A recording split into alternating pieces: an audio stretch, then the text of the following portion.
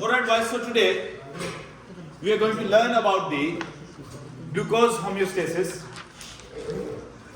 Now for understanding that, first thing which we are going to discuss is that, let's suppose that this over here, this is your liver, right? And let's suppose that this is what? This is your small intestine.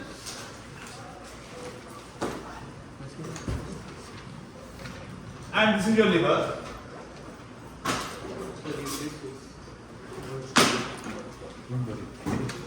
Now, from the small intestine, the blood vessel which comes out, that is called as inferior mesenteric vein, right? But all the other veins like splenic vein, pancreatic vein, and all the other veins, they join together, and eventually they enter where? They enter into the liver. Now when they enter into the liver, they are taking the digested food into the liver. They are taking the digested food into the liver. Now last time when we discussed the same thing, we talked about only amino acids. Today we are going to talk about the glucose which is being absorbed into the liver, right?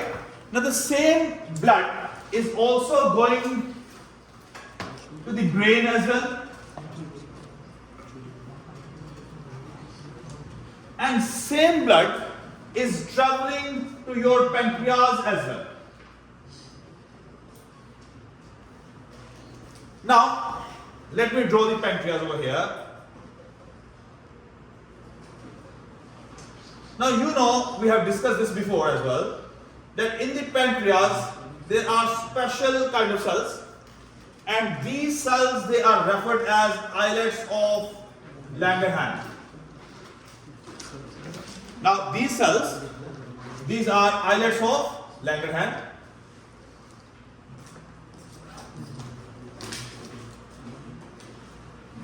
Now in these islets of Langerhans, there are two types of cells.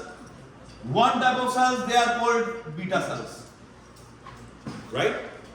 And the second type of cells, they are called as alpha cells. Now the beta cells, they also act as receptor. Now you know what is a receptor? A cell or an organ or a tissue that detects the change, right?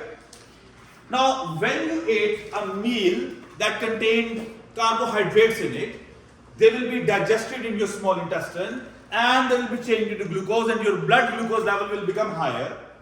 Now, if you remember the first lecture, the normal values of the blood glucose, they are in between 70 milligram per deciliter to 120 milligrams per deciliter. Remember that or not?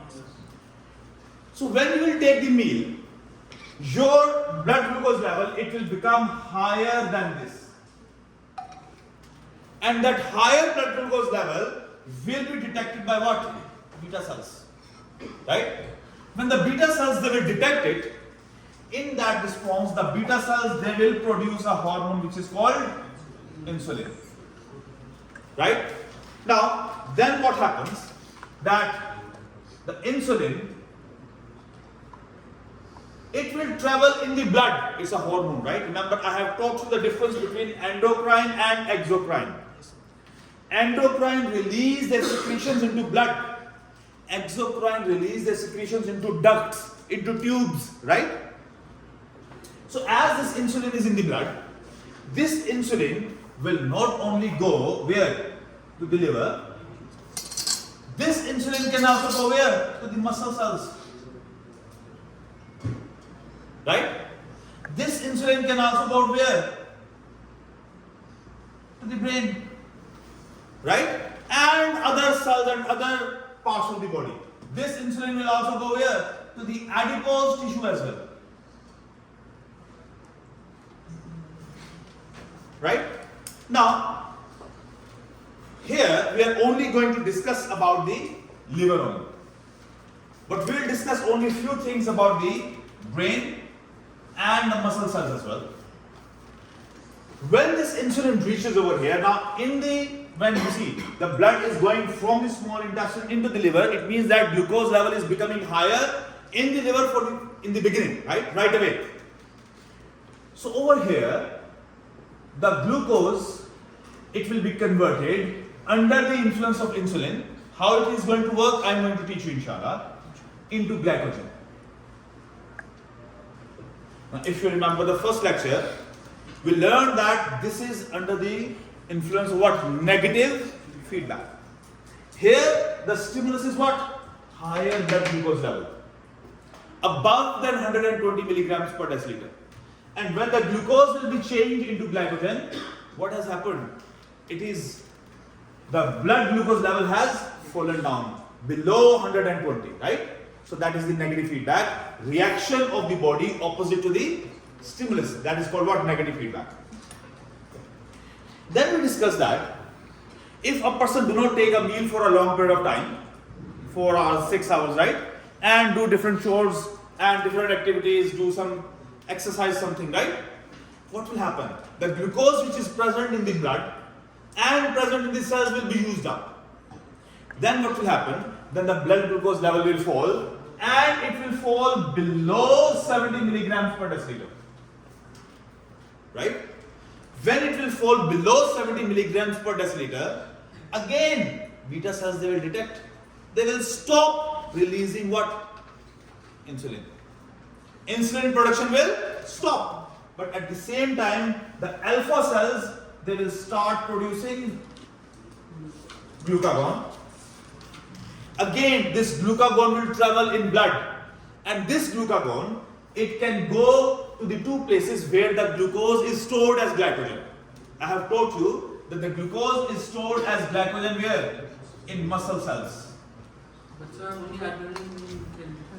Adrenaline, we will also discuss adrenaline as well. That's another. We will talk about adrenaline at the end, inshallah. Right? The mechanism of adrenaline and glucagon is same. Right? So this glucagon, it will travel to the muscle cells and it will travel to the liver cells as well, and it will act on the glycogen and will convert the glycogen back to glucose. Right? Now, remember one thing over here, that both these insulin and glucagon, these are polar hormones. If you guys remember, last year in cell signaling topic we have learned those hormones that are polar cannot enter inside a cell, right?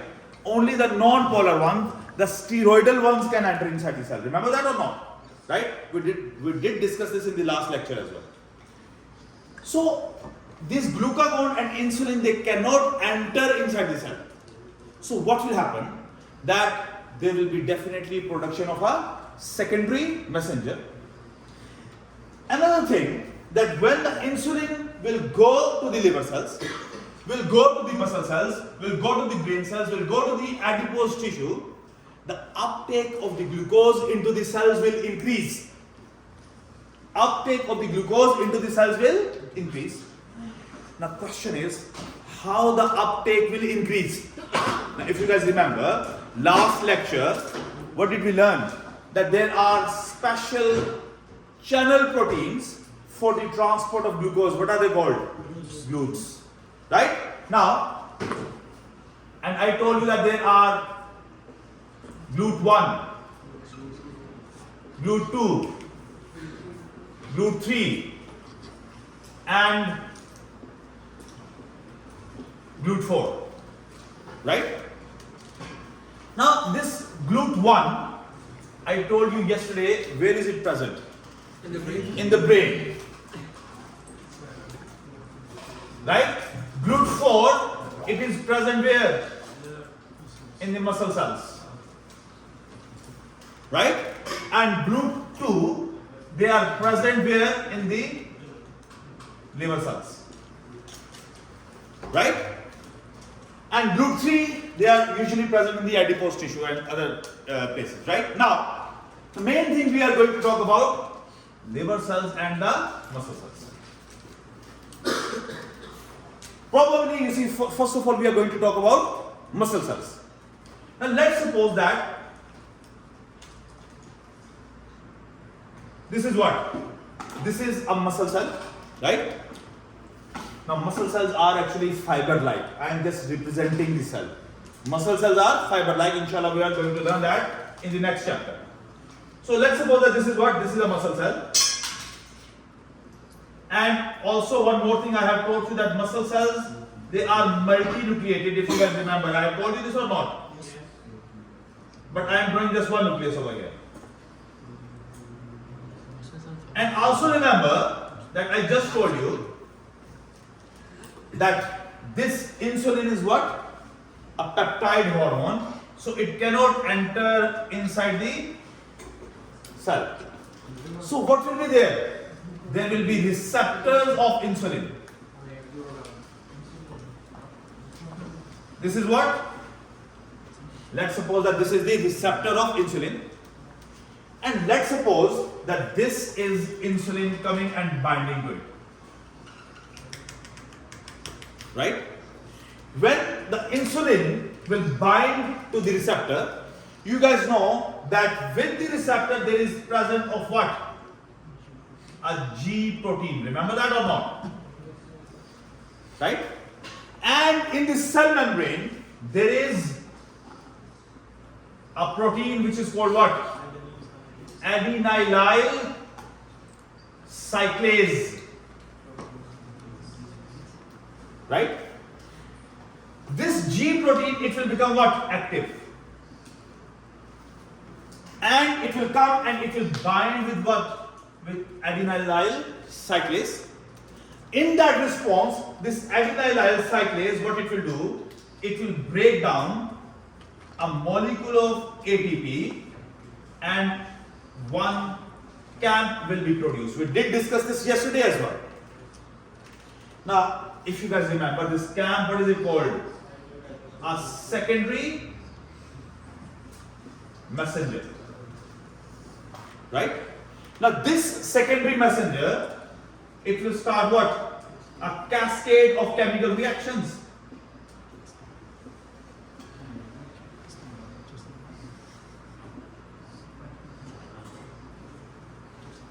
Now, one very interesting thing we are going to discuss. If you guys remember, yesterday we learned that in the epithelium of distal convoluted tubule, there are vesicles present that contains aquaporins. Remember that or not? Same, inside the, let me show it with the other color. Inside the muscle cells, there are vesicles that have what? GLUTs on them.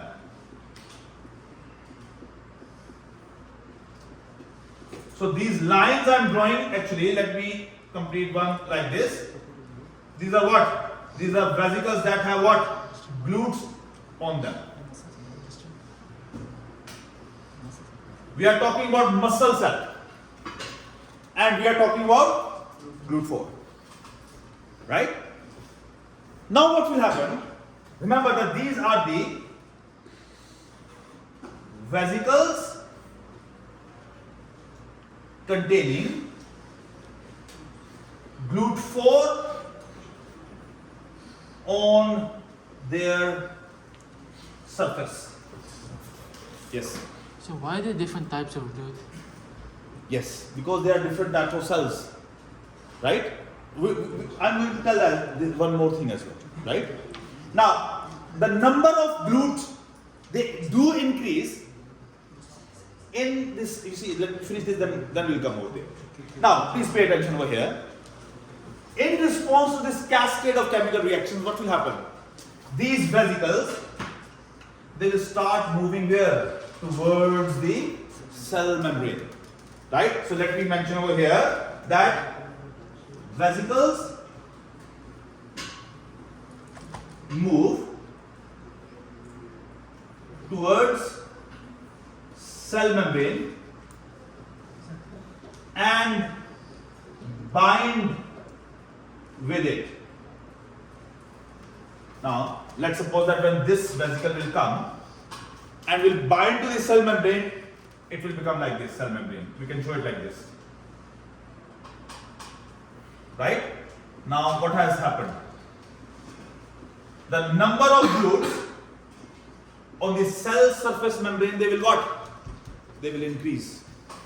Now when the number of GLUTs, they will increase on the cell surface membrane, obviously the glucose will start moving from the blood where there is higher concentration of it into the muscle cells where there is lower concentration, right? And this will be happening by facilitated diffusion because special channel proteins are being used for that. Glucose transporter proteins. Understand that? And this is passive transport. No energy is needed for that. Understood? Now, next thing, okay, the glucose has entered inside the cell. What will happen to this glucose? We just learned that glucose changes under the influence of insulin into glycogen. Right? Another thing, this muscle cell is taking up the glucose. Eventually, and you see, not only there is one muscle cell. There are zillions of muscle cells, not zillion, trillions of muscle cells, right? Those trillions of muscle cells, when they will be taking up the glucose, eventually the blood glucose concentration will decrease. It will happen or not? So what should happen? This glucose which has reached or which has entered from outside into the inside of the cell, it should go back. It should go back because it is a passive movement. It is from higher concentration to lower concentration. So there must be some blockage that the glucose which has entered inside the muscle cell should not go out. So how it will be stopped? Now here I have a question. And my question is from Rayan. What is the name of first enzyme in glycolysis? Excellent answer, well done. Glucose kinase enzyme, right? So what happens that in over here there is presence of glucose kinase enzyme. Now what does the glucose kinase enzyme do? First step of glycolysis, glucose is bind with a phosphate group, right? So what will happen? Let me show over here with the green color that this is over here, this is glucose, I'm writing just G over here. Right? No problem, I will tell you. This glucose is over here, and obviously what will happen? A molecule of ATP will break down to form an ADP, and an inorganic phosphate will enter, and we will write G6P. Do you remember this or not? Glucose 6-phosphate is formed. Now, through these GLUTs, glucose can come in and go out, but glucose 6-phosphate cannot go out. It cannot be transported. Remember, these channel proteins, they are always specific. They are always specific. Now what has happened? The glucose is now trapped inside the muscle cell. Glucose is now trapped inside the muscle cell. Next step, what will happen? There is the next enzyme. Let me write down the name of that enzyme. Let me, for that purpose, rub the nucleus from here. In next step, what happens? That there is glycogen synthase enzyme which will convert glucose into glycogen. Obviously, it will be converted back into glucose and then into the glycogen. Now, that cascade of chemical reactions you don't need to know. Only thing you need to know that for that purpose, to store the glucose in the form of glycogen in the muscle cells, you need to know two enzymes: glucose kinase and glycogen synthase. Understand? Glucose kinase will help changing the glucose into glucose 6-phosphate, so that it remains trapped inside the cell. And then glycogen synthase will convert the glucose, which is trapped over here in the form of glucose 6-phosphate, into what? Into glycogen. Yes. So if the glycogen stores are saturated, then like what happens to the low glucose? Like if there's no glucose, what happens to it? Yes. Now, at the same thing, two things are happening. Glucose is being used up in respiration as well, right? And the glucose is stored as glycogen as well. Now, every muscle cell has a certain capacity to store the glycogen. Once that capacity is filled, then what will happen? No more glucose will be stored. It's not storable, right? So that excessive glucose will go back. Right? At that time, this glucose 6-phosphate will be converted back to glucose. Right? Or what happens that only that much amount of glucose is taken in that can be stored. That can be stored. Understood? So that is how, remember, once the liver cells, they are filled with the glycogen. Once the muscle cells, they are filled with the glycogen. No more glucose will be taken up. Right? That is the reason that what happens, the blood glucose level becomes higher in diabetic patients. In the diabetes patients, right? So that is the reason. Yes. So why isn't the glucose directly converted into glycogen? Why is G6 being needed? Again, I told you, for trapping it, otherwise it can go back. Directly converted into glycogen. You see, enzymes, it's a cascade of chemical reactions. For reaching to this part, it may take some time. So for that purpose, first of all, it needs to be trapped over here, in this form. Otherwise, due to concentration difference, it can go back. Again, very quick review, we have, this glucagon part we'll discuss tomorrow, inshallah. Please pay attention. Insulin came and bind to the receptor. With the receptor, there is always attached a G protein. When the insulin attaches with it, it becomes activated. And it goes and binds to what? Adenylyl cyclase. Adenylyl cyclase then breaks down an ATP molecule to form a CAMP, cyclic adenosine monophosphate, and obviously there will be release of two inorganic phosphates. Understand? This CAMP is a secondary messenger which will start a cascade of chemical reactions, and in response to those chemical reactions, the vesicles that contain GLUTs, they will start moving towards the cell membrane. They will bind to the cell membrane just like exocytosis, right? They will become part of the cell membrane. Now, I told you yesterday as well, two things will happen.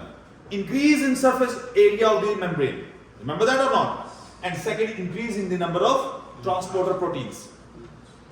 Because of that, what will happen? Glucose will start entering from outside to inside, from higher concentration to lower concentration. Once the glucose will enter, at the same time, the glucose kinase enzyme will start converting glucose into glucose 6-phosphate, trapping it inside, because glucose 6-phosphate cannot escape out through the same channel proteins. It's a different molecule now. Then what will happen? The glycogen synthase enzyme will convert the glucose into glycogen. And for converting that, obviously glucose 6-phosphate will be converted back into glucose. Understand? So this step to this step, it will be a very quick step, so that the glucose do not go back. Right? And this is how the glycogen is stored in the muscle cells. Now, one very important point. This process of these vesicles containing GLUTs coming and attaching to the cell surface membrane, it happens only in muscle cells. It does not happen in the liver cells. The liver cells, their GLUT proteins, their number do not change. It remains the same. Only when the receptor molecule will receive the insulin, that will cause the cascade of chemical reaction which will activate the glucose kinase and glycogen synthase in the liver cells. Understand? But this vesicles moving towards the cell membrane, that is happening in the muscle cells. Understood?